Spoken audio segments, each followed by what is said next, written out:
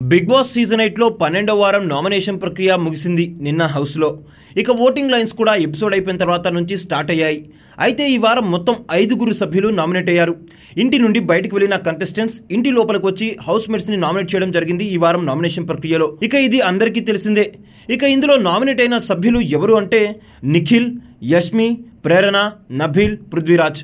మొత్తం 5 నామినేట్ అవ్వగా నిన్న రాత్రి నుంచి ఇప్పటి వరకు జరిగిన పోలింగ్ పరిశీలిస్తే మొదటి 2 స్థానాలు cheetah Nabeel, Bigg Boss Baahubali Nikhil వీళ్ళిద్దరూ కైవసం చేసుకున్నారు. ప్రస్తుతం నబీలే నిఖిల్ పై పైచేయి సాధించాడు. అత్యధికంగా 36% ఓట్లతో మొదటి స్థానంలో ఉన్నాడు నబీల్.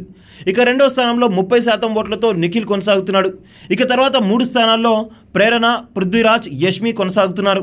ప్రేరణ 13% ఓటింగ్తో 3వ స్థానంలో ఉండగా పృథ్వీరాజ్ 12% ఓటింగ్తో 4వ స్థానంలో ఉన్నాడు. ఇక అందరికన్నా కింద చిట్ట చివరన యష్మి 10% ఓట్లతో కొనసాగుతుంది. అయితే ఈ వారం జరగబోయే ఎలిమినేషన్లో డేంజర్ జోన్లో పృథ్వీరాజ్ అండ్ యష్మి ఉన్నట్టుగా చెప్పుకోవచ్చు.